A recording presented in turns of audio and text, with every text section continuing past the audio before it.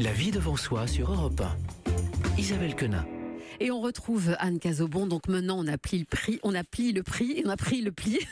Je vais y arriver. Sans le payer, j'espère. Le vendredi, c'est bafouillé. Le mercredi, c'est les enfants. Et le vendredi, c'est le couple. Mais oui, je vous parle d'amour, namasté. L'amour sous toutes ses formes, dans toutes ses expressions. Le couple, certes, mais aussi ceux qui y étaient en couple et qui aimeraient bien peut-être y retourner avec un partenaire différent, d'autres intentions, d'autres projets. J'ai nommé les célibataires. Et a priori, si l'on suit les chiffres, les 1 sur 2 ou 1 sur 3 qui craquent, ils sont nombreux. C'est à eux que je voudrais m'adresser donc aujourd'hui pour se mettre en route vers cette future rencontre, parce qu'il est temps de se reprendre en main peut-être, mais avant tout de prendre soin de soi, même si ça peut passer par un peu de sport, une petite coupe de cheveux, une garde-robe renouvelée. Sauf qu'au fond, on le sait bien, vous et moi, l'amour, ça passe par autre chose, par d'autres biais. C'est absolument irrationnel. Si regardez autour de vous, elles sont nombreuses, toutes ces femmes, ils sont nombreux, tous ces hommes pour lesquels vous vous demandez pourquoi ils ne sont pas en couple. C'est vrai ça. Allez regarder, on se demande où ça coince. Qu'est-ce qui freine ? Tous les garçons et les filles de mon âge se promènent dans la rue de par deux. Bon, ça c'est le postulat de départ, mais et vous dans tout ça ? En développement personnel, vous commencez à me connaître, on fait très attention à la manière dont on parle de soi, aux mots que l'on emploie pour se présenter, parce que plus on aime toutes les parties de soi, plus on a de chances d'aller vers une union durable, plutôt que de rejeter le partenaire à la première zone d'ombre que nous avions cachée, qu'il ou elle s'empressera d'éclairer et de nous mettre sous le nez.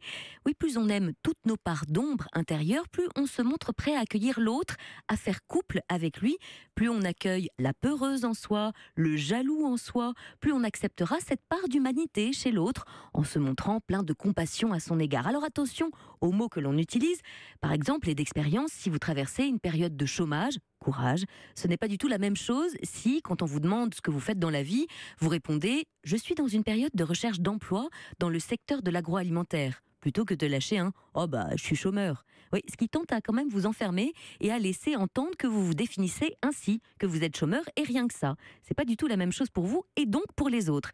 Mais d'abord pour vous, et ça dit aussi beaucoup de vous. De la même manière, pour revenir au couple, je vous invite à regarder comment vous parlez de votre situation personnelle. Vous savez bien, à cette soirée, à ce mariage, à ce pot entre collègues, où d'un coup, l'air de rien, on vous demande « Et vous avez des enfants ? Avec qui êtes-vous venu ? Vous êtes marié ?» Et alors là, vous lâchez un « Oh, toujours pas », enchaîné sur un éclat de rire gêné, ou un « Oh non merci, ça va, j'ai déjà donné », ou un « J'ai longtemps fait la collection des pires pervers de la Terre », ou « Oh, tu sais, je suis abonné aux dépressives », ou encore « Ah moi, je suis en CDI, en célibat à durée indéterminée ». Et si à partir de maintenant, plutôt que de se laisser définir par des codes, des conventions sociales, la norme, le rang, et si plutôt que de dire « Je suis célibataire », on choisissait de répondre « Je suis libre ». Vous sentez comme à l'intérieur, et donc à l'extérieur, ça résonne pas du tout de la même manière. Oui, quelqu'un qui dit et qui répète à qui veut l'entendre que dans sa situation personnelle, il est Libre dans sa tête. Ça ouvre grand, très très grand le champ des possibles. Je vous sens très libre ce week-end, Anne. Merci. Bien sûr, on vous retrouve lundi.